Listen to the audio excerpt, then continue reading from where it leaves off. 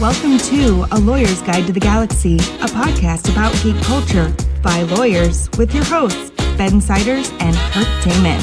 And welcome back to episode 2 of Lawyer's Guide to the Galaxy in Camera, the podcast that does not yet have a tagline or slogan because we keep spontaneously deciding to record things and not actually sitting down and planning anything. I am one of your hosts, Ben Siders. The other guy is Kirk Damon. It's still Kirk as in the captain of the Enterprise. And we are here to talk about Star Wars Visions, Season 2, I should say. Yep. If you don't know what that is, well, first of all, we'll link in the show notes to our review of Visions Season 1 from a couple years ago. Which is in the main Lawyer's Guide to the Galaxy. Yes, in the main catalog. But we're going to talk about Season 2, which finished up a month or two ago. And this is the... what do you call it? Like an anthology of short anime shorts, basically set in the Star Wars universe. Season 1 was very heavily focused on Japanese content creators. Although I just read today we're not supposed to call it content anymore. I guess that's offensive to creative types. So. Okay, that's a new one. So, okay, but anyway, so we apologize. But yeah, for let's say creators, and Season 2 is kind of gone outside of that. And gosh, Kirk, we got people from everywhere doing it. Yeah, there's at least one Korean, one or two Korean studios. Korea, there was a French studio, I think. A South Asian, Middle Eastern, South American, all over the map. I would say Indian. Yeah, I think we said when they first announced this that, boy, that's interesting. I definitely want to see what Argentine anime looks like. And now we know. Yeah. So we're going to try and do maybe 5 minutes on each episode, give our general thoughts on it. We both watched this a while ago, so we may have to kind of refresh our memory as we go here on what these were. And then we'll try to, if we can figure out a way, come up with some kind of coherent ordinal ranking for these like we did last time. Exactly. So, all right, so let's get started. Episode 1 in Season 2 is titled Sith, directed by Rodrigo Blas, B-L-A-A-S, animated by El Guri, G-U-I-R-I. We're going to butcher these pronunciations. We'll just apologize in advance. Here's your short description. These are from the Wikipedia page. As the Sith remain in hiding during the reign of the High Republic, Lola, a former Sith apprentice, lives in solitude on a desolate planet with her droid E2 and is trying to channel the Force into painting her base. Despite her efforts, the paint keeps forming dark smudges that won't go away. While investigating a droid that crashed on the planet, she is suddenly visited by her former Sith master, who chases her down to her base on 2 droids and forces her to fight him. Inside, he insists that she is to become the new Sith master by killing him and forcing the rule of 2. Lola comes to the realization that she needs to accept both light and dark halves, and promptly kills the Sith master when her double-edged lightsaber produces 1 yellow and 1 red blade. So that's basically it. This one, what a way to kick it off. Yeah, I mean, this was a great episode. It really was. It was thematically good. The art style was so bizarre. Like, it looked like an animated painting. I don't know how else to describe it. The coolest thing I think about this entire one, this is one of, I think, few things I've seen that used its own anime style and its own, the fact that it was animated, I really should say, in conjunction with it, as part of its plot. Yeah, it was like a narrative element, because like, if you haven't seen it, we should say we're going to spoil these, so if you haven't seen them, go see them, but like, if you haven't seen it, the way that it's painted, it's almost like a cell painting, but it's like she's walking through an incomplete painting. Yeah, so she's painting it as she moves. Yeah, she'll walk through like blank white spaces, and at first I had no idea what was going on, and it confused the hell out of me, but once I figured out what they were doing, it made a little more sense, and as the story unfolds, more and more of it gets filled in. It's really a neat effect. It's a really neat effect. It's an incredibly cool thing to watch. It's an incredibly cool thing to watch a second time. That's one of the things I noticed with it about it. The other thing I think which was neat about this one is it explored the idea, and I think we're going to comment on this. We've said this coming about it. It's interesting how many of the main characters in this effectively are Sith, or at least bending that direction, and how many of our Jedi-based characters are women. Almost all of them are. We're going to keep track of it as we go. But it's one of those where this one is one where I really like the way they investigated her, of the idea of what does it mean to walk away from being a Sith apprentice, and is that even possible? Yeah. And that's kind of what this gets into, is it not possible? You are who you are, as she's trying to write her own story. The coolest thing, I think, by far of this, as they mentioned in conjunction with it, is the double-sided lightsaber with 2 different colored blades. We don't think we've ever seen that before. We've never seen anything like that before. The only person I know of who ever used 2 different colored blades, I believe, was Ahsoka. in one of the Clone Wars episodes. I want to say at one point in time she uses a green and a blue blade because she always fights with two. Anakin does in episode 3 only because he gets a hold of somebody else's. He gets a hold of somebody else's. Or maybe it's episode 2. But I thought Ahsoka, she starts off with 2 green ones, and I thought at one point in time she switches to a green and a blue. And I may be wrong about that because it's just there's so much that happens in that was so long ago, and it's such a long series that it was one of those where I'm like, I can't remember if that's 100% true. But it's one of those where what I did really like about it is the concept of the double-sided blade, the sort of you are what you are, and in this case she's both, being just kind of a cool effect. Yeah. So I like that a lot. But the one that I can't talk about this is the art style. I loved the style, the way this was animated. It was just such a cool concept. You'll either love it or hate it. I've talked to other Star Wars fans, and I've heard a lot of people really hated this episode because of the art style. So either it's going to make or break it for you, I think. If you like the art style, then you'll enjoy the way that it's thematically woven into the narrative. And I very much enjoyed it. So like that one a lot.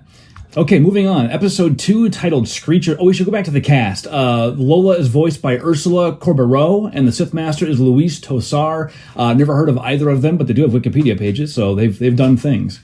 Okay, episode 2 is titled Screecher's Reach, directed by Paul Young, written by Will Collins and Jason Tamamaji, animated by a studio called Cartoon Saloon. And here's your description. Prior to the initial extinction of the Sith, a young girl named Daal, that's Daal, lives in a workhouse with her friends. Tired of living there, Daal convinces her friends to head out to Screecher's Reach, a remote cave, with her by stealing some land speeders. The cave is rumored to hold a ghost within its walls, and the friends are eager to find it. Throughout the journey, Daal is motivated by an unusual necklace she carries. They find the cave and find the ghost, who turns out to be an elderly Sith apprentice woman that has been trapped inside. Daal's friends run away, and then using the Force, Daal crushes the ghost with a boulder and then finishes her off with her own lightsaber. After Daal escapes the cave, the necklace is revealed to be a communicator to a Sith Lord called the Sith Mother, who had given Daal the task to finish off her own apprentice and take her place at the Mother's side in exchange for refuge from the sweatshop. Despite Daal's efforts, the Sith Mother refuses to also take her friends, leaving them feeling betrayed. As Daal reluctantly leaves, she looks back at her friends one last time. This is a theme we're going to see over here. One thing I think is interesting about this is the provided description as to what it is clearly states that the Jedi we meet at the end is a Sith. That was ambiguous. Which is ambiguous, I believe, when you watch it. Yeah. I assume that's because that was what was intended, was to be the Sith. So they know that she's called the Sith Mother, so it must have been maybe in the cast list or in the credits or something to clarify that. But I think it's important to note it is ambiguous when you watch it. She didn't come across as very Sithy to me. Yeah, but she also doesn't come across as very Jedi. No, definitely not. And what the reason I mentioned is I think it's important to be ambiguous is because I think a lot of this presentation, and this one in particular, has a lot of questions of what is good, what is bad, ambiguity. There's an issue in conjunction with the elderly Sith that is the Screecher in Screecher's Reach. That she kills her, yes, but it's almost, is it an act of mercy or is it an act of essentially murder? I mean, they kind of play off of the ambiguity. Yeah. Her asking to take the friends, well, taking the friends if she's a Sith Lord is a bad thing. Isn't that actually, Yeah. And so I think one of the big things that plays around with this is ambiguity. And to me, that was one of the things with it. One thing I would note about this one, and one of the things I thought about it, this is one of the few Star Wars episodes, I think, in anything that is truly scary. It was scary. I'm not easily frightened by this kind of stuff, particularly not in animation. But the art style and the direction and the way that the Screecher is introduced was genuinely unnerving. I had a couple of jump scares never work on me, but this one did. Yeah. And even outside the jump scare, she's disturbing. Yeah. She comes across as just crazy and screaming, and that the sound design is really good. So this one was extremely just atmospheric is how I describe it. Very effectively done. Yeah, and I think that's the best thing for it. Again, I think that it really focused on the concept of ambiguity. It was an interesting animation style. And again, the animation style plays heavily into the Screecher's Reach, what you see. It's got a little bit more of a kind of slash, informal type style, I'd say. It doesn't look polished, but that's good. It really works with it. And stuff like that. And yeah, to me, this was just, plot-wise, I found this to be one of the most intriguing plots. Yeah, it was very simple, too. Very simple very plot. Simple. Very well done. The cast, by the way, is Eva Whittaker, Alex Connolly, Noah Rafferty, Molly McCann, Angelica Houston, and Nia Moyles. Just based on the names, I'm guessing this is an Irish studio, maybe? Hard to say. But very, very sort of Western Anglican type names. Yeah, another good episode. I thought both these first two started out with a bang, and in both of them the art styles were very strongly complementary to the narrative themes and just the way it was put together. So definitely. Really both good ones. Okay, number 3 is titled In the Stars. The director is Gabriel Osorio, also written by Osorio, animated by the studios called Punk Robot. During the reign of the Empire, 2 sisters, Koten and Tichina, I'm probably pronouncing those wrong, I forget how they pronounced them in the show, are the last of their kind after the Empire conquered their planet and committed genocide on their species. Their mother, a Force-sensitive, led a failed rebellion against the Empire who have created a factory that took their clean water. She was killed in the resulting conflict, and the factory has since caused severe light pollution as well as water pollution for the sea. While Tashina is convinced that they can defeat them with the Force, the elder and jaded Koten is solely focused on keeping them both alive. After they run out of water, Koten is forced to sneak into the factory to take water from the factory's water purifiers. However, Tashina follows her inside and gets spotted by stormtroopers. Exposed, they attempt to flee, but Tashina runs back inside, intending to destroy the primary water tank with the Force, and with it, the base. Subsequently caught, she is nearly executed, but Koten awakens her own Force abilities to save her sister, and together they destroy the factory and flood everyone within. As the sisters happily embrace, they see that life is returning to the planet, and their mother, who they believe is a star, looks down upon them. Cast. Koten is Valentina Moore. China is Julia Oviedo. And then we have a couple of officers, Katie Dickey, and Amparo Noguera, depending on whether you have the English or Spanish translation. So I'm guessing this is a Spanish language I don't know which one this was. Yeah, it's a studio. This one I thought was interesting, and I have to say, in this one, I did not like this one the first time I saw it particularly. I liked it substantially better the second time I saw it. I saw most of these twice because it's both my kids wanted to see them, and I could never get a chance to watch it with both of them. So I saw with sort of each one of them individually. We should say this one has sort of what I call it, almost a claymation animation style. It's not claymation, but it's kind of got the characters have that fabric look, like fabric dolls that are being like posed and moved. This is just purely a me thing. I absolutely hate that animation style. I find it so distracting, and I'm constantly taken out of the narrative. I cannot suspend disbelief. I can't. I hate it. Despite that, I got pulled into the story. So the fact that I kind of enjoyed the story, despite being so turned off by the animation style, I thought spoke to the strength of the writing. Yeah, I like this one. My one major complaint I found about this one is, quite frankly, I found it a bit preachy, and I mean that in the fact that it was a little too blunt in what the Empire was doing that was bad. Yeah. And it wasn't one target. It was lots of targets. And to me, it was the kind of thing where it was just, they made the Empire almost too overwhelmingly evil to be fought against by 2 sisters whose otherwise race has been destroyed. You know, it was too unlikely hero. The way I kind of put it in some respects is it's the problem with Anakin in episode 1. He's too unlikely of a hero. That was the one complaint I had with this, is they were just too unlikely of a hero to have happen everything that happened in conjunction with this. It would have been nicer if it would have been a slightly smaller story. Yeah, there's definitely no subtlety in the storytelling. The Empire is bad because they committed genocide. Okay, we get it. It's not like they committed genocide. They committed genocide, and they've completely polluted the environment and the air, and they're trying to kill you. And it's that. What I really wish they had done with this, you could have dropped the genocide and water pollution, because the part of this that's thematically strong is sort of the religious belief that the people on this planet have in their ancestors becoming stars in the heavens, which is kind of weird for Star Wars. But you could do kind of like I said, a more tightly focused story on that aspect, and then just focus on the light pollution, which is a little less on the nose and a little more thematically strong with sort of the overall narrative elements. If they just kind of maybe tighten the lens a little bit on that, this would have really, really shined. And then all they really had to do is break the factory. And again, even at the end, like one of the problems I had with it is they break the factory, which causes all the unpolluted water to spill into the polluted ocean, which somehow purifies it. Yeah. And it's like, no, wait, that doesn't work. Yeah. Like, we have a problem here. We'll see that theme repeat too, where sometimes the stories just get a little too big for something that's a short format. And that's where I'm starting it here. It's one of those where, I had the same issue with a couple of these. This one was sort of the first of them. Again, I thought the story here was just too big for the number of protagonists we had, with just the sisters. And I thought, I'm with you, I thought that the concept of just rescuing the connection with the ancestors was an extremely interesting story in and of itself, and could have been the entire focus. Yeah, it kind of is introduced at one point where they go to like there's that monument, that rock where they can kind of see the star through it. They're like our mom is up there. That part was moving. But that, other than the one sister, and then the sibling love is well done. But like the aspect of the mother being gone and being the star, it just kind of fades to the background. We have a bunch of action sequences and a really heavy-handed. Remind me of Avatar a little bit. Like, okay, we get it. The corporation's evil and it's run by some corporate jerk who just cares about his profits. There's not a lot of subtlety, not a lot of deftness in the storytelling. That said, I still very entertained by it. Yeah, I was entertained by it. The one thing I did get a kick out of with this is I'd taken a trip to Turkey earlier in the year, and one of the things I happened to see were a bunch of ancient cave paintings, and they talked about painting around your hand using painting being an ancient cave painting technique, which they do in this.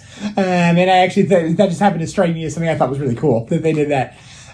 So anyway, I think we both kind of had very strong start. We're getting more into the depth as to what it is. But, this one was not bad. It was just, I think, a little less interesting for us in some respects. All right. Number 4 is called I Am Your Mother, directed by Magdalena Osinka. Story also by Magdalena Osinka. Teleplay by Holly Walsh and Barunka O'Shaughnessy. Studio is called Aardman, Aardman. Cast, Maxine Peake. Boy, there's a lot of people in this. I'm not going to get through it all. Charithra Chandram. Daisy Haggard, B.B. Cave, Dennis Lawson, Wedge Antilles. I just now realized that they actually got Dennis Lawson to do it. Wedge Antilles, and then some people from Wallace and Gromit, which will make sense in a second. Some years after the defeat of the Empire, Wedge Antilles has formed a flight academy for new pilots. One of the cadets at Twi'lek named Annie Kalfas was inspired to become a pilot by her single mother, Kalina, but has since come to find her coddling embarrassing. Consequently, she neglects to tell her about a starship racing event from the flight academy where families compete against each other. And he's also picked on by fellow student Julian Van Riepel, whose mother, Dorota, pilots a much more sophisticated ship. When Kalina suddenly shows up to return Annie's lunch, she learns of the race and is egged on by the Van Riepels when they insult her ship. During the race, Annie admits to her mother that she embarrasses her, but she takes it in stride and has her win the race for them, defeating the Van Riepels. Annie apologizes for what she said, but Kalina tells her that embarrassing her is exactly what moms do best. A lot of truth in this one. Yeah, exactly. So, Kirk, I think Wallace and Gromit's great. I didn't watch a ton of it, but I know that it's that animation style. Which I really enjoy. This is kind of the opposite of the last one. I really enjoyed seeing that animation style done in Star Wars. Again, we have a female protagonist. For 4 for 4 now, a female protagonist. This one we have no Jedi, though. Yeah, no Jedi. And really, almost all of these are about the relationships between and among female characters. Yep. This one being a daughter and her... Well, daughter and mother. Yeah, we had sisters, mothers and daughters, masters and apprentices, friends. And then the first one was Solo. This one, though... I don't know. What do you think? I know you and I talked about this, and you had strong thoughts. So my take immediately in this, I liked the fact they led into this being comedic. This was obviously a funny one. Very silly. It's very silly. Which we kind of needed at this point. And quite frankly, that was kind of cute. I think the problem with it is then they combined that with a heavy-handed moralistic tale. So you and I saw this a little differently. I saw that as being a deliberate choice as opposed to like a lack of writing skill. More of a deliberate choice, like the Van Riepels. I mean, it sounds like the snotty rich family from a 1980s teenager movie. Yeah. I interpreted those as deliberate choices to kind of invoke that genre, make it sort of a 16 Candles, Breakfast Club type melodrama in some respects. Yeah. So I think because I saw it that way, it didn't bother me so much. The whole thing felt like 15 minutes of somebody elbowing you to the ribs and saying, huh? Yeah. So I think that part, the fact that this one was so on the nose also and not even trying to hide it. I mean, the Van Riepels, their ship, it looks like a rich people. Yeah, exactly. Like, it looks very evil. Well, and she behaves that way. Yeah, the mother's basically Cruella de Vil. Snotty, it's snotty and Cruella. Yeah, so I think maybe that's why you and I that landed a little bit differently. Well, and I think part of the thing to me with it is I appreciated the sort of, the humor components of it, but to me it was the problem with it is that when they sort of leaned into that piece of it leaned into it not as it's a funny background and we're going to make this a sort of overbearing complete story, but it did seem like we're trying to point out the idea of the moms being embarrassing and stuff instead of leaning into it. And again, that's what I kind of bumped into is I think they could have leaned into the humor of this and done exactly the same story without it having that kind of, what I said, a slight overbearing moralistic feel to it. Well, still told exactly the same story. Did you catch it? I thought there were some references to other Wallace and Gromit animation. I could have sworn there was like a visual reference to the seagulls from Finding Nemo. There's something with wasn't there somebody who says mine at one point? I can't remember what it is. And there's something where it's with Wedge. It's something around Wedge where he has it. The whole thing with him being a hologram, and some bumping into his hologram, something like that. Yeah, I remember there was stuff we mentioned at the time. This one's very lighthearted and very silly. So it's it's interesting the order they put these into, because if you watch them straight through, you get 3 straight, very dramatic, intense, serious, atmospheric ones. And then you get this one, which comes out of nowhere and is just goofiness. Yeah, and quite frankly, it's one of the few things in Star Wars that's goofy at all. Yeah. There's very little goofiness in Star Wars, especially not goofiness like this. No. Which is kind of real life goofiness. Like, when she shows up with the ship, her laundry falls off. Yeah. Like stuff like that. It's like, okay, you really do get some of this kind of like real life goofiness. The one thing I do think it did really well, it does a great job of making you cringe with the behavior of the mother. And it's supposed to. That's the whole, she's a bit overdone, because you need to point out that you need to be cringing at when her daughter sees her as well. And they did do a good job of that. Again, I liked this one. I appreciated the humor. I thought the humor was great. I just would have liked to see them lean into the humor a little more. Okay. Number 5, this one is... This is a Journey to the Dark Head. I think this is the Korean production. Yep. Directed by Hyung-gung Park. Written by Chung Se-rang. And the studio is called Studio Mir. The cast is enormous. I'm not going to list it off. Plus, they're all Korean names that I can't pronounce very well. During the initial war between the Jedi and Sith, an adolescent monk named Ara believes that the statues on her home planet, whose stones around its base have foretelling abilities, control both light and dark. That's a theme we're also going to see keep coming up. As one is lit in blue light and the other in red. She resolved to destroy the Dark Head in the belief that it can turn the tide of the war. Years later, Ara, now a teenage mechanic, requests the Jedi Council for a bodyguard on her quest. They assign a young Padawan named Towel to the task. Towel, that's T-O-U-L, not like, kitchen towel, has recently lost his master at the hands of a sadistic Sith Lord, Bashan, leaving him traumatized and in constant fear. The two of them collect supplies and head to the planet where Bashan chases them. They make it to the statues, but Ara realizes that both light and dark evenly flow between them, making it impossible to destroy. Towel overcomes his fear and with Ara's help manages to kill Bashan. The two of them can decide to continue journeying together. Kirk, go ahead. I love this one. Yeah. I absolutely love this one. It's the thing that I had from it, there's so much going on behind this. There's so many This is a good example of doing a big story and making it fit the format. It's a huge story, but it's not really accurate. It's a huge theme and a tiny story. Mm-hmm. All this has to do with is destroying a single statue. That's what the entire thing is based on.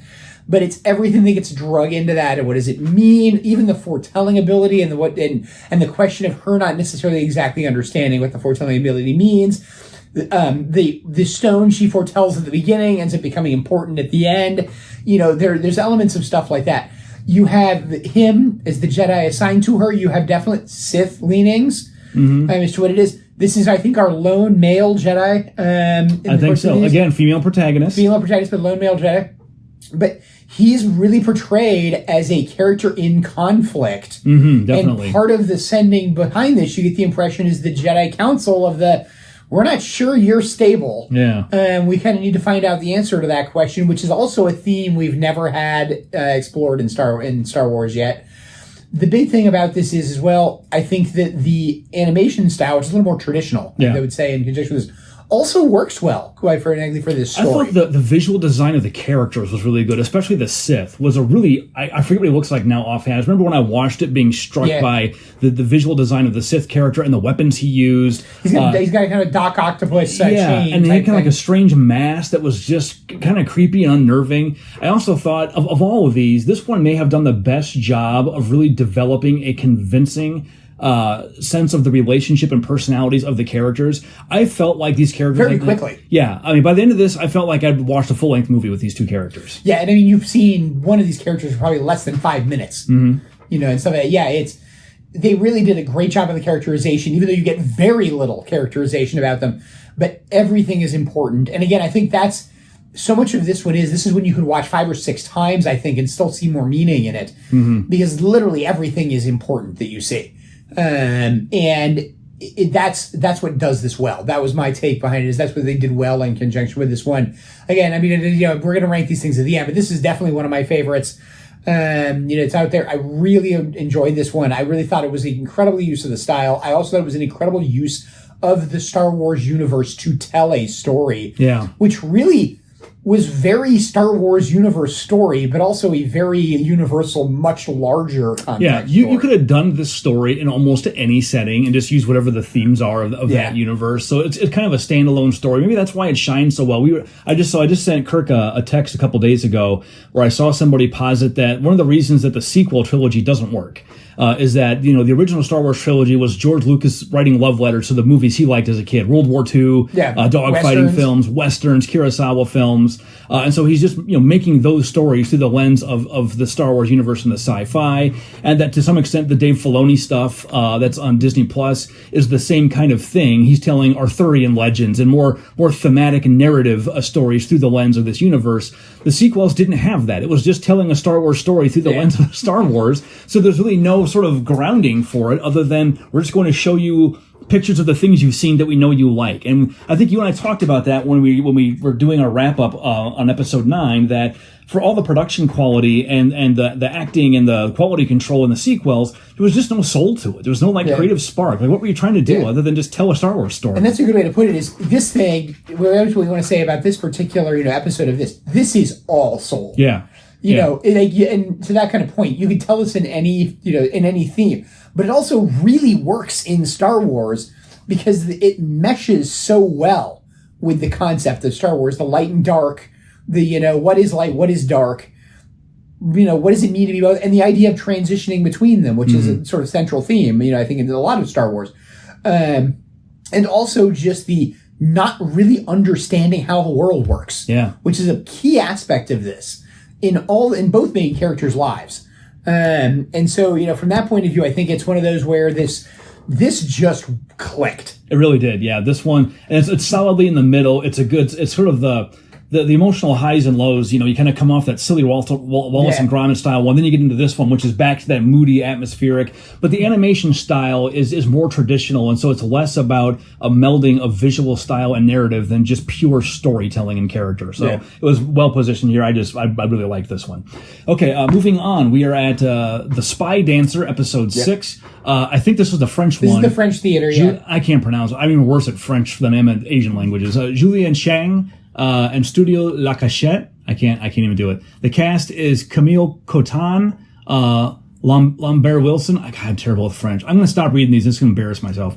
After 20 years after the formation of the Empire, a group of aliens with heterochromia and small horns run a high-class club which is frequented by stormtroopers.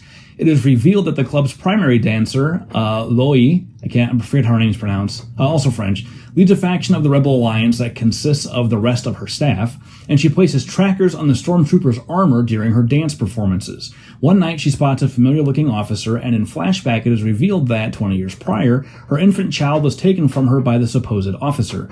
Against her allies' wishes, she plans to kill the officer, only to realize that it is her child, now fully grown and integrated into the Empire.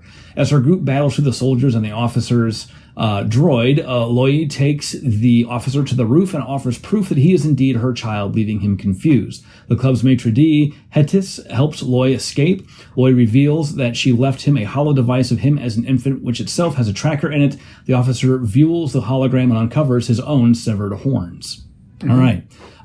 This one just gave me sort of a general sense of Vichy France, World War II. Very France, very World War II. Yes. A little Moulin Rouge, maybe even. I mean, the other one I got, quite frankly, is Casablanca. Yeah. It's there's a lot going on here. And I kind of didn't really understand the story at first as it was going through. Like, what's going on here? And by the time I got to the end of it and figured out what was going on, I was like, okay, I got to go back and watch it again now because I kind of lost track of the narrative. This is one of those that definitely gains from watching it twice. Yeah.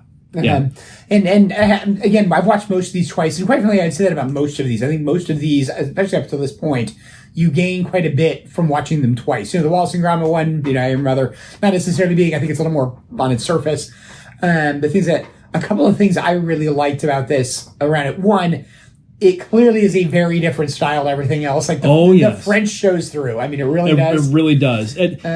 Although I didn't realize it as I was watching it, that it was going to be a French production. I mean, when you watch it, it definitely has that French feel. I don't know a lot about French culture really, but it just kind of feels... It's French World War II and stereotype movie French World War II. You've got the stormtroopers, you've got these dancers who are trying to kind of, pardon the expression, tiptoe around the occupation. Basically, it just has all these sort of narrative elements that I've just as you go to like Japanese culture, there's always this fear of like the atom bomb, right? Yeah. You have Godzilla, this crazy radioactive thing that comes from that's unstoppable and comes from the ocean. Yeah. So the French, I wonder if they have sort of a similar lingering legacy of the World War II occupation, because I see these kind of themes appear here, and it just, I don't know, that part just, it leapt right off the screen to me. It was palpable. What I did like about this generally is what it was. I found the thing very interesting. I was a bit, I thought that it was a bit telegraphed as to the stuff with the sun, quite frankly, especially with the second watching. I saw it being telegraphed more. I didn't really catch it right off the beginning. The one thing I did really like about this was the concept of what is entertainment in the concept of the entertainment of the Empire. And this sort of playing off of in episode 3, the Emperor going to the orchestra that's just dancing lights. This being this outrageously athletic, impossible anti-gravitational sort of dancing. It's like a 10-story stage, and they're doing all these like anti-grav dances and stuff. It's really interesting. And to me that was part of the fun with it, and this being in some sense a cabaret. Yeah. This being something which is not substantial entertainment. This is bar entertainment for enlisted soldiers. And that's really who's there, with it. And there's a lot of jokes of stormtroopers like tripping each other, if I remember rightly, and like stuff like that going on. There's a lot of bro culture amongst stormtroopers. Yeah, but it's what I thought was what I liked about this is it was a very everyday in the Empire type presentation with then an incredible import because of the relationship with her son and the stuff with that, and where does that go from there. It's also one of the few that I think gives you there are people in the Empire who don't necessarily, evil, which is something we talked about previously, exchange with like Mandalorian, something they played around in some of the episodes with it. It's one of the few that I think really does this. Is it to contrast this against our, water episode where Empire fully holy, without any question, utterly evil in every sense of the word. Yeah. This being, this is somebody who basically has been tricked. Into this position, it's whatever it is. Empire not necessarily all evil, even if concept of Empire all evil. Yeah. Which also, quite frankly, is a nice contrast to have both those in there. Yeah, this one in that sense felt weirdly almost a little more grounded. It felt like a more, it is a more personal story. It's about, again, female protagonist. But two of them actually. Yeah, two of them. It just, I don't know, something about it got a hold of me in the sense that I don't know, maybe something about like a parent looking for a lost child, and like he's with the Empire now, and he's her species has these horns and his have been cut off. Yeah. But then I was the one thing that kind of made me kind of do a double take is that he takes his hat off at the end, and he's got severed horns, so he knows he's not human, and the Empire of course doesn't like non-humans. But then why is she trying to deny that he would be her child? Like, why would she make up this story, and how would she know? Yeah. I don't know. It was just, that part was a little odd to me. Maybe it was just a narrative flourish to have a dramatic reveal at the end. Yeah, I think there was a bit too much focus on the dramatic reveal at the end, and the leaving the future open piece of that. But overall, I liked this one. I thought it was interesting, and I really comment about it. To me, this is grounded is a good word.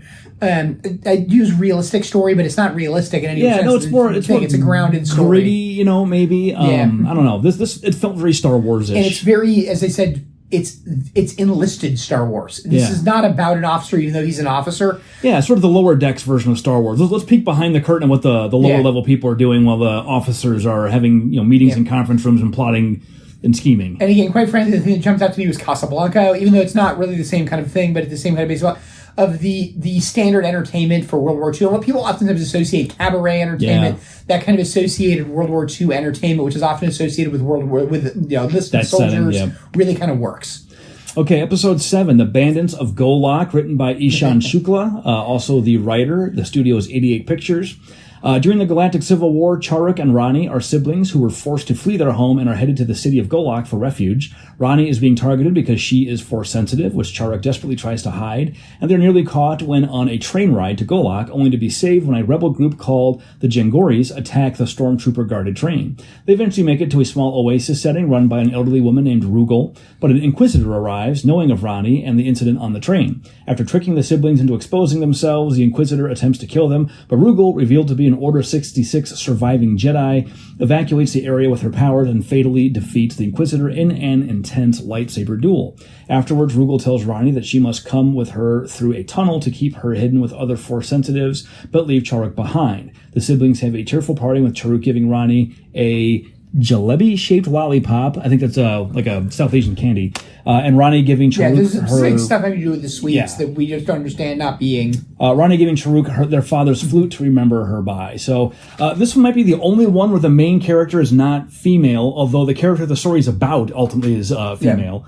Yeah. And the studio, I don't know where exactly this is. It looks India, maybe? To me, this sounded India, Pakistan, somewhere in South Asia. Yeah, we just didn't know. And the visual design of the characters kind of invokes that part of the world too, in general. Maybe even Egyptian. There's a lot of like desert type stuff. So, anyway, this one, I'm gonna have you go first on this one because I remember we had slightly different opinions on this one.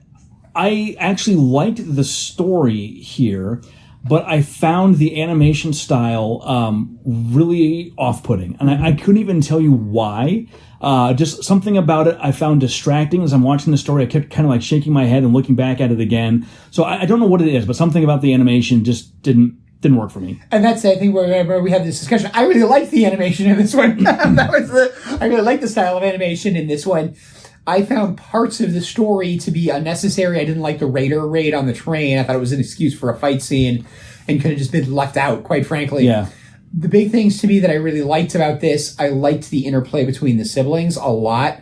I particularly liked her being Force sensitive and being essentially a playful child, not realizing the danger that she exposed herself to. I think this was the one where I thought that the voice actor they cast for the younger sibling felt too young for the visual design of the character. You had that same kind of issue.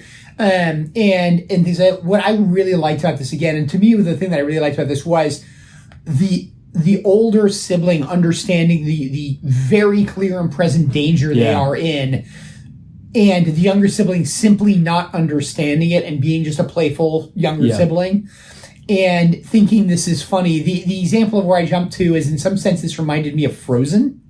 A little bit. And the concept relationship between the two sisters there, although it really focused on the fact there's no parents present here, which I think really enhanced it. This is one of the few that I think that really enhanced the fact that it's just these two alone against the universe.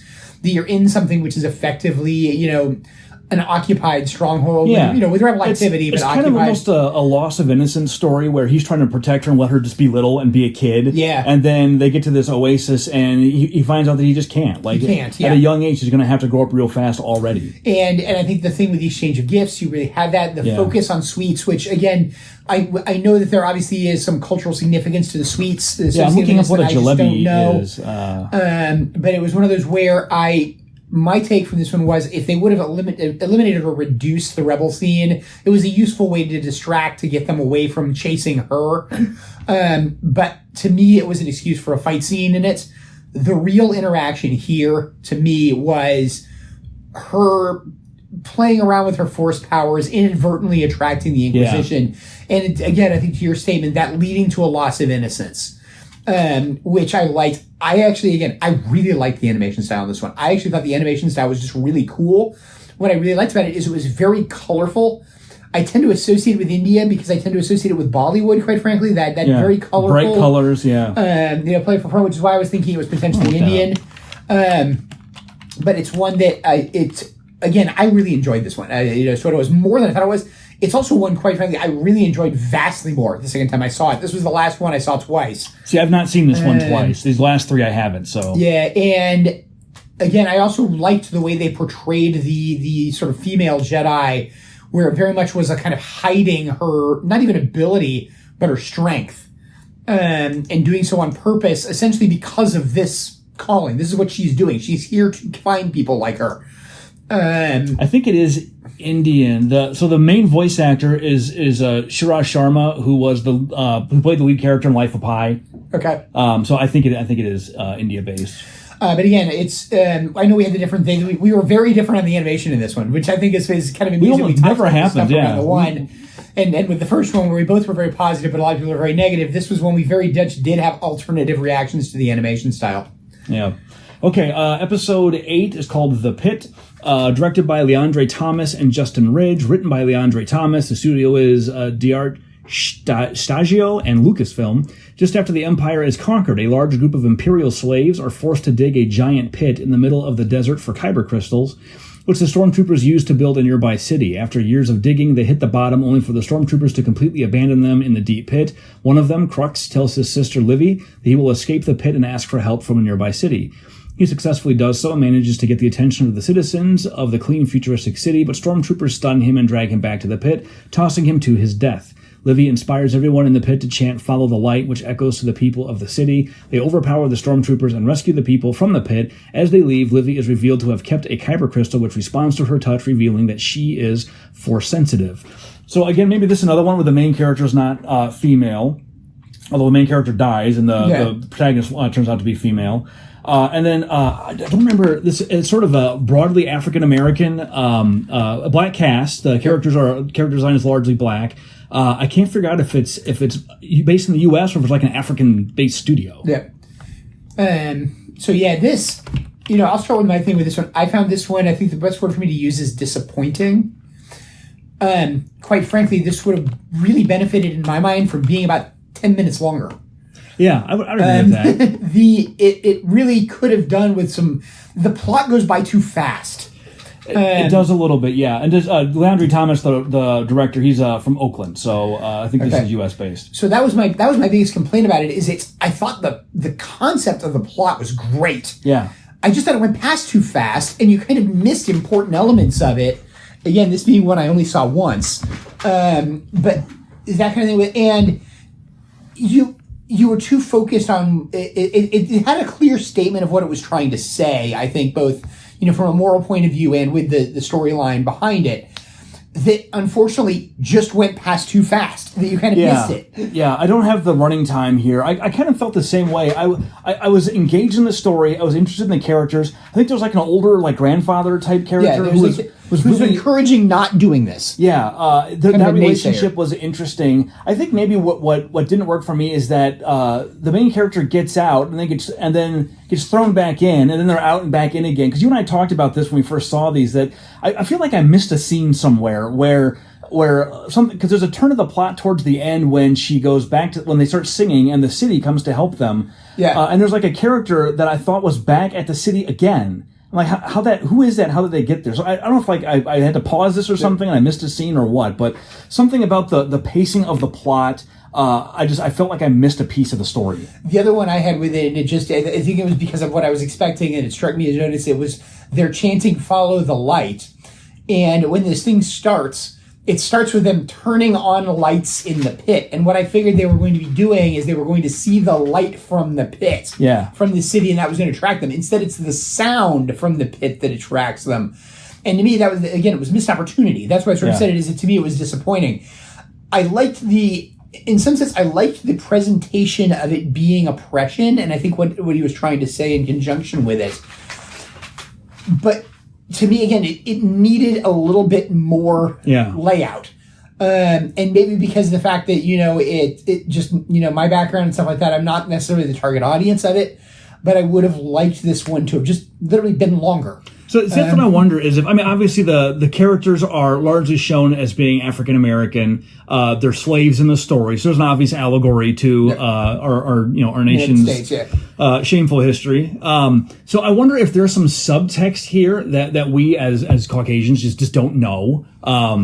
Or don't immediately resonate. Like to follow the light. Follow the light. Does that have like a specific meaning, like in the post-Civil War era or something like that you and I just don't know? So this is one I think might benefit from a second watch and maybe even a little research into like the background of the story and sort of the symbolism and the phraseology. And again, that was my thing with it, is I think it could have been done by just simply making it a little bit longer. And it was a very compelling story. It was well told. I liked the story. Like I was really engaged until about 2/3 of the way through. Like once Crux got out and went to the city, I was all in at that point. And then when they threw him back in, that was hard to watch. It was kind of that third act. I just kind of didn't really follow. The narrative themes kind of got muddled for me. So I don't know. Yep. Okay. Number 9, the last one is called Awa's Song, directed by Nadia Darius and Daniel Clark, also directed by Nadia and Daniel. The studio is Triggerfish. Not long after the initial extinction of the Sith, the people of the mountain planet Korba are helping the Jedi purify the kyber crystals, which have been bled by the Sith. A young native girl named Awa seems to have an unusual effect on the crystals when she sings. Her father, Abbot, is trying to help a Jedi named Kratu with finding a way to heal the crystals, but warns Ao that her singing is dangerous. While Abbot is in the mines, Ao discovers another cave entrance with crystals and begins to sing, only for Abbot to interrupt her, causing the caves to react violently. Kratu attempts to save them, but Ao realizes what she must do and sings again, which manages to finally purify the crystals. Kratu reveals that Ao must come with her to fulfill her destiny as she and Abbot have a tearful goodbye. So once again, female protagonist, the narrative of a young child being separated from her family, going off to join, I think there's a third or fourth one, join either the Jedi or the Sith, one of the two. I'll say the animation style here is similar to the it's a cloth style the cloth, even more so than clay. Yeah. And a vaguely, I don't know, Chinese maybe setting, continental Asia. It looked like to me. It's definitely like it's sort of mountainous. Yeah. Mountainous. And quite frankly, though it jumped to me was Avatar. Yeah, a little bit of that. And the main character design is sort of panda-ish, bears, some kind of like bear, mountain bear, rabbit, slightly. Yeah. So anyway, this one was probably my least favorite of all of these. The story was okay, but when you have the problem I had is that the visual design did not work with the story. When you have a character whose main attribute is singing, and you're going to do it in this ragdoll claymation style, then when she sings, they kept putting the camera at like a side angle, and she'd tilt her head up and just open the lower jaw of the little puppet, and then we'd hear the singing sounds. And I laughed out loud the first time I saw it. It was so silly, and I don't know. That just did not work for me at all. So my problem with it is, as I mentioned earlier in conjunction with this story is way too big. Yeah. So we have a little bit like the other claymation style one. My problem with this one is she is, at the end of this story, undoubtedly the most powerful Jedi to ever exist. She has to be in order to do what she just did. That doesn't work. That doesn't work. I get the point of what they're trying to say. She purifies an entire planet of kyber crystals with one song. Mm-hmm. That was my problem with this one. Is this story was just way too big in what they were trying to do. Make it smaller. Make the dad be like a retired Jedi who can't do anything anymore because the kyber crystal in his lightsaber has gone bad or whatever, and she fixes that one. Yeah. You know? And so that was the thing I had from this is I liked the concept of what it was. I thought it was kind of an intriguing idea of the purifying kyber crystals, the sort of light versus. But it also was one that now we have kind of light versus dark becoming very clear, good versus evil again. Mm-hmm. Which is the same sort of thing I had earlier with the other too big of a story. Is we just were seeing it really to me this good. And then mine with the animation is this is an animation which is childlike, which has definitely sort of child qualities. It is like you say she opens her mouth and it's basically just an O of fabric, sort of things like that. We have that combined with the most powerful Jedi to ever exist. It just doesn't work. It was maybe a little too ambitious. I will say the sound design in this episode was really good. Yeah. Maybe that's why the animation seems so out of place, because the sound design was so good and the animation was so rudimentary. Yeah, and combined with again a story that is told very quickly and is enormous. Yeah. And is a little hard to track at some point in time because we do have a Jedi sort of show up and it's like, wait, what's the interaction between these people?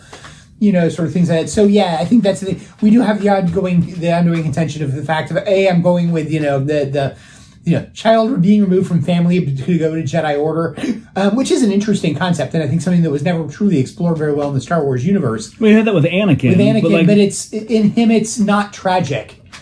Yeah. Until the end. These are tragic up front. Clumsily done. It's also clumsily done, which didn't help. Let's face it, when we talk about the fact of telling bad stories, George Lucas can be nailed with some of this too. Yes. So anyway, I think that's all of them. All right, yeah, that's all 9. So let's try and go through, and this might be tough to do on the fly because you don't have the list. Yeah, well, I can jump over you and look at the screen. Okay, so let's just go. What do you think was the best of these? So I am heavily torn as to which of these the best is, and I'm going to go with Sith. I'm going to go with the first one. The first one? The reason I'm going to say the first one is because I just so loved the way the animation played into it. Yeah, the painting one, right? The painting one is, you know what it is? I loved the concept of the two-colored lightsaber and the exploration of a story of what does it mean to not be a Sith anymore.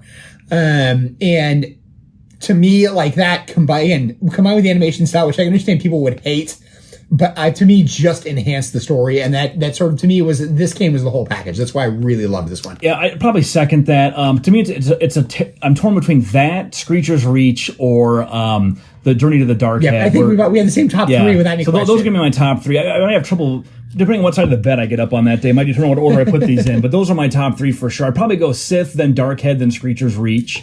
Yeah. But I would put them in the same order. Actually, I would do Sith, Darkhead, Screecher's Reach. Screecher's Reach, I think, could readily be, a replacement there. The problem with it is, and I think this is the problem Screecher's Reach has. In another season, Screecher's Reach could readily be number one. Yeah. The other two are both so good. That's the thing, yeah.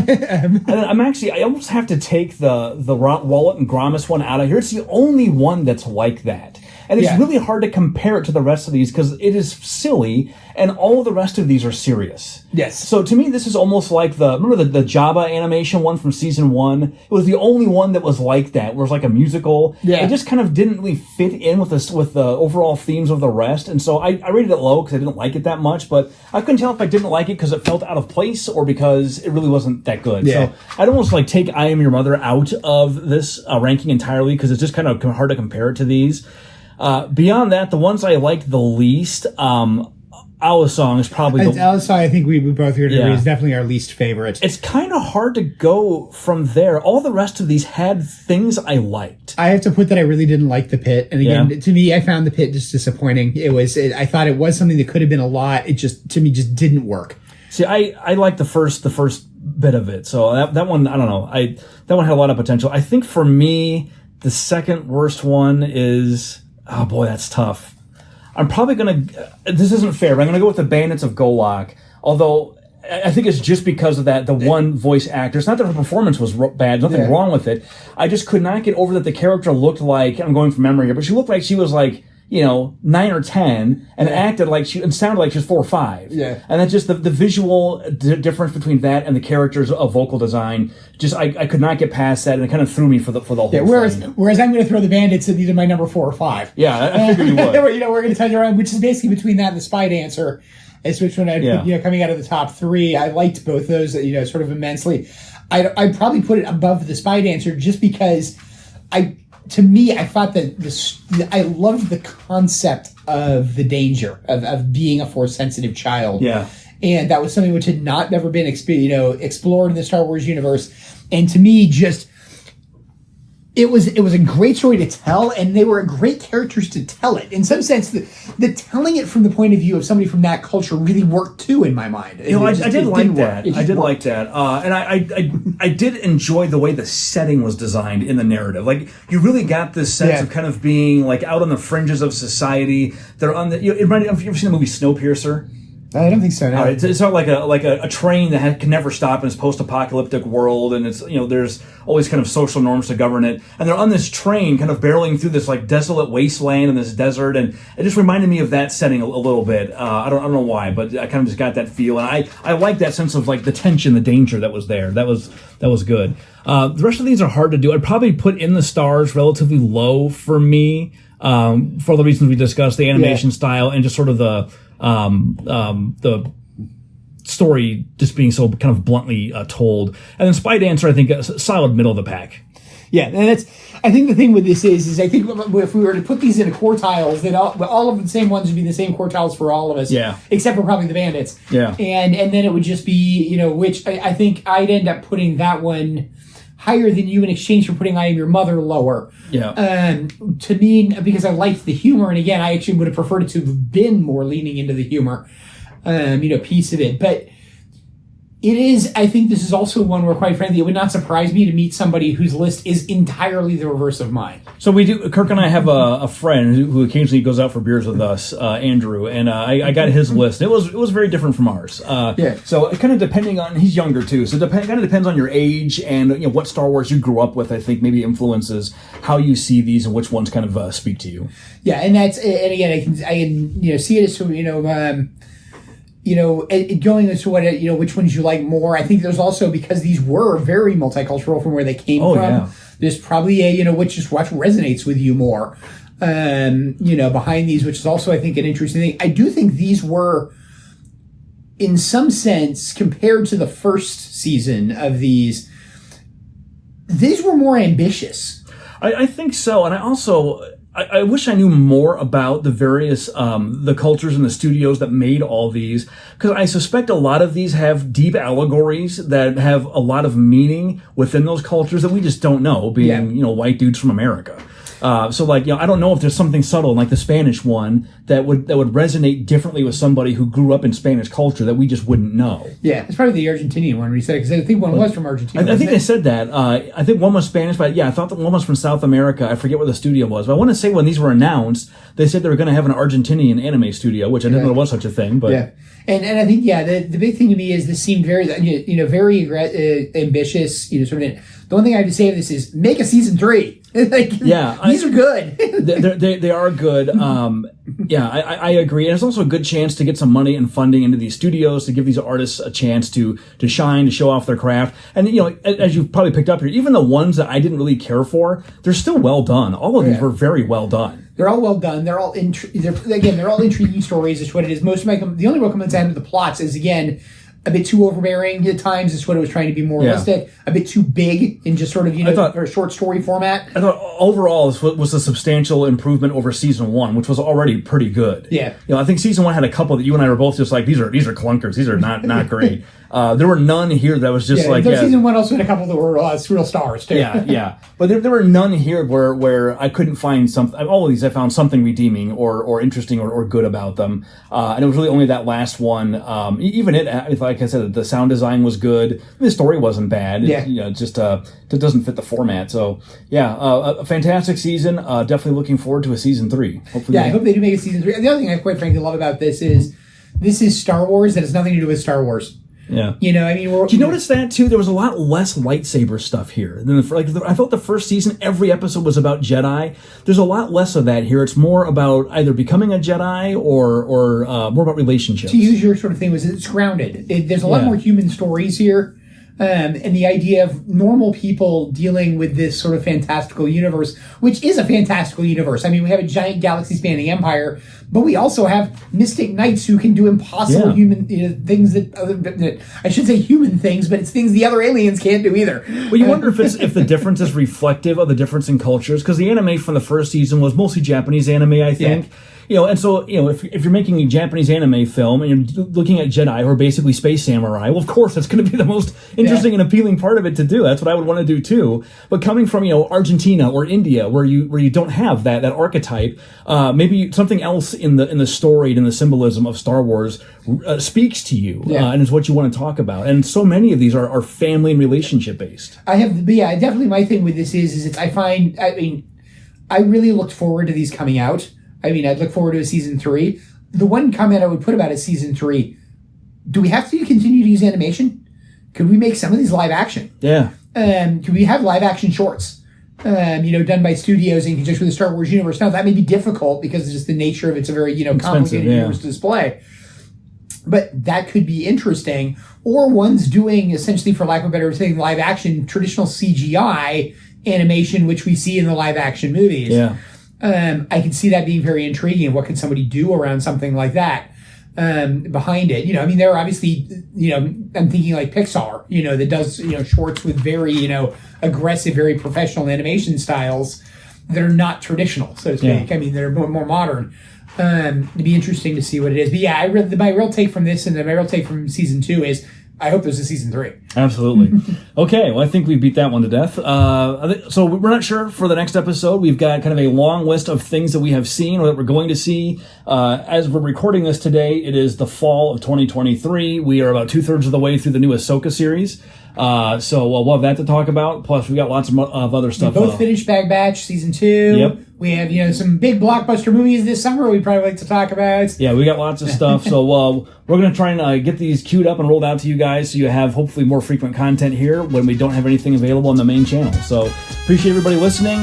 This is the new stream. So if you haven't yet, please go give us a 5-star review and like, share, and subscribe. Do all of the social media things to help get the word out so we can attract a listener base. We appreciate it. Thanks much. All right, see ya. The views expressed by the participants of this program are their own and do not represent the views of, nor are they endorsed by Lewis Rice LLC, its officers, directors, employees, agents, representatives, shareholders, and subsidiaries. None of the content should be considered legal advice. As always, consult a lawyer. This podcast was produced and recorded in St. Louis, Missouri.